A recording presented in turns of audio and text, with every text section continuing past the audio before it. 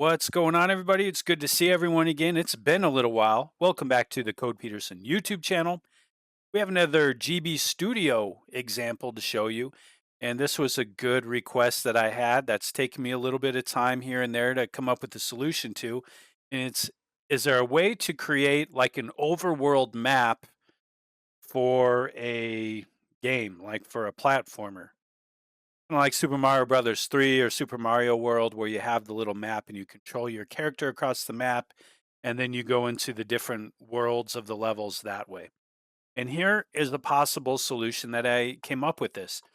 As you can see, I have basically a, a generic title screen, a map screen that I made, and then I just made 4 levels to kind of demonstrate how this would work. And on this map, I have like 4 little stops for our character to go to. You can obviously make this as elaborate as you want. This is just how I was able to make it work with this example. I do have 2 different sprites. One of them is this overworld sprite, which is just my square with the eyes. And then for my levels, I have my platform sprite. See if I go up here to sprites. This one here is the character that plays in the game, and then this is the one that's on the map. If you wanted to, I suppose you could use the same one on the map, but this is what I have. All right, going back here to the game world. So this is my title screen, and I did have a title screen so I could set a couple variables right away. So if I did put some text drawn here, however you want to say that. So when that screen loads up, you can just see it's the title screen on there. But after that, I have a location variable, which is a global variable on here. I created a global variable named location, and I set that equal to 0. And that's going to be the position that my character is at on the map. And then after that, I also set a level variable.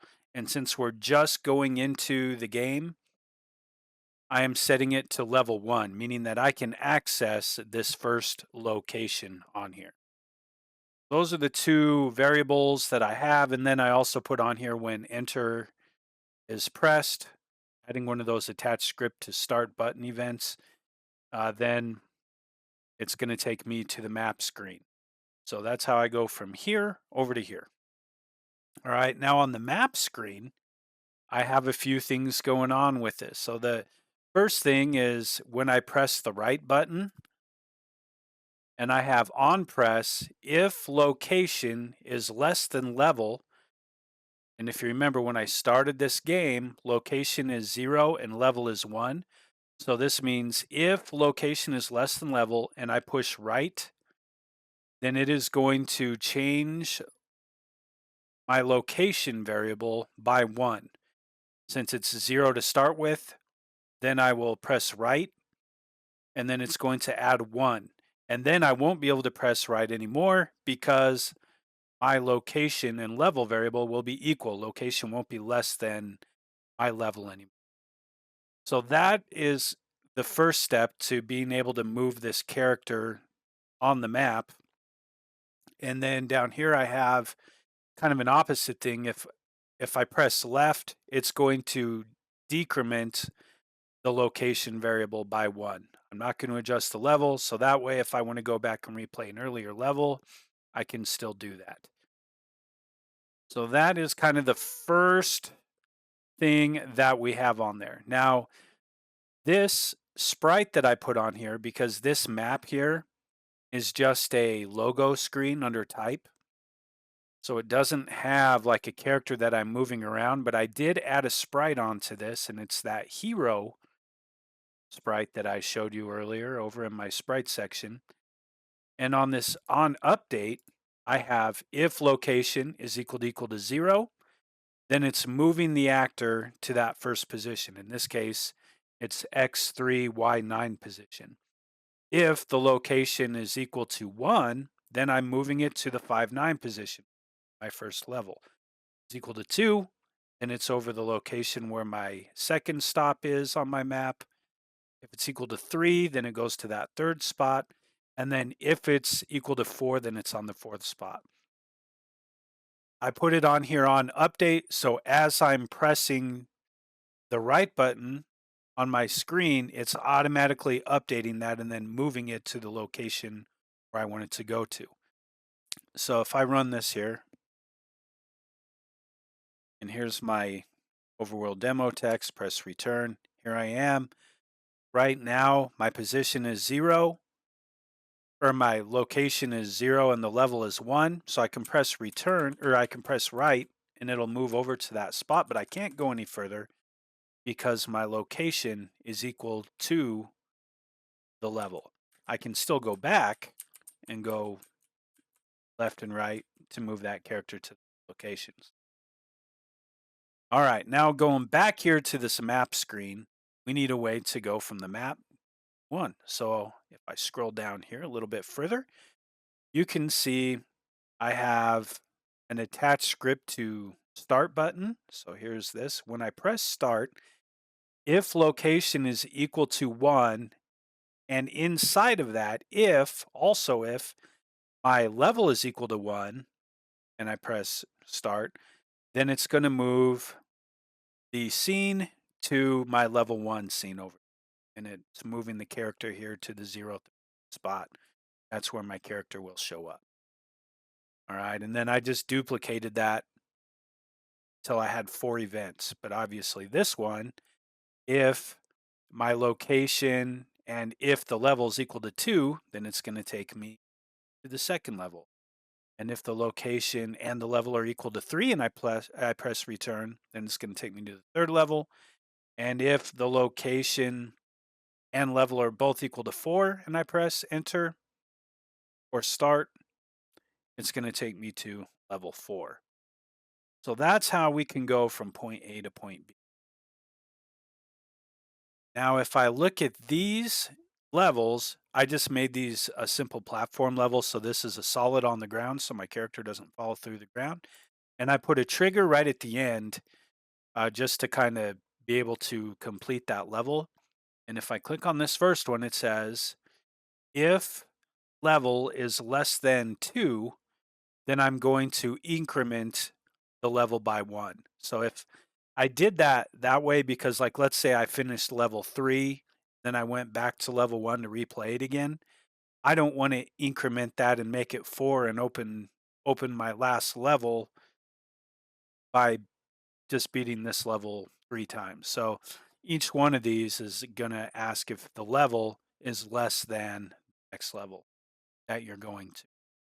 So in this one here, if level is less than 2, then it's going to increment the level by 1, so it'll add to that.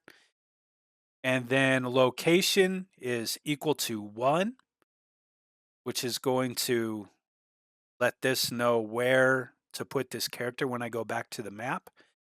And then it's going to change the scene back to the map. So once I beat this level, it's going to increment the level value by 1 if it needs to.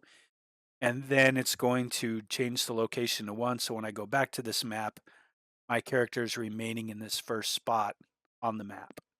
But that time, I will then have level 2 being greater than my position. Then I'll be able to press right one more time.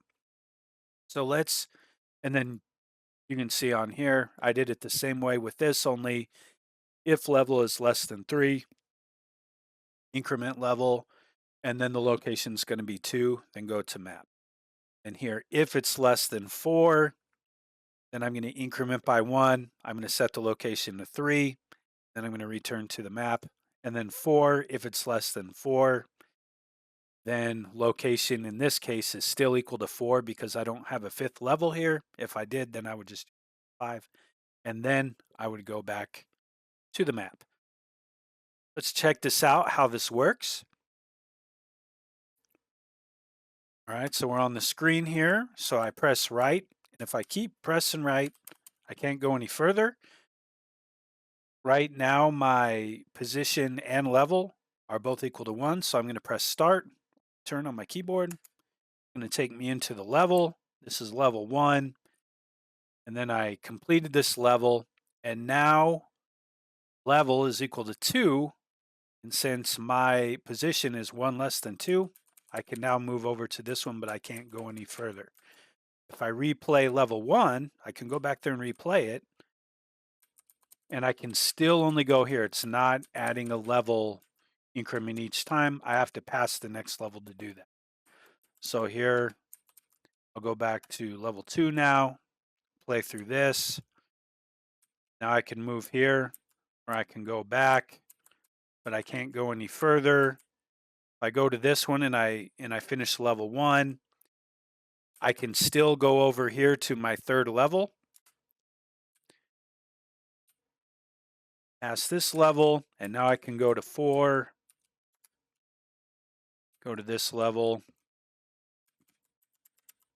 and then you can go back and finish any of those levels that you've already completed. And there it is. So a good challenge, and I just didn't have a crazy amount of time lately to sit and work through this at once. So it was kind of like, oh, I had about 20 minutes. So I'm going to make my maps. Oh, I had some time to put together my sprites that I've used with some other projects. And then, I just sat here and did about 10 or 20 minutes here, 10 or 20 minutes there until I could get something that kind of worked out. And hopefully this gives you a solution to the ideas that you have out there. Great idea. Keep those great ideas coming to me in the comments section or shoot me a message. It's a great challenge and fun to help people come up with ideas for their game. If you have a different way to make a map that you've come up with that's better, sound off in the comments below. I'd love to hear it. If you found this tutorial helpful and you like it, give the old like and subscribe just to keep building our community on here. And as always, thank you so much for taking the time to watch, and I sure hope we catch you on another video down the road.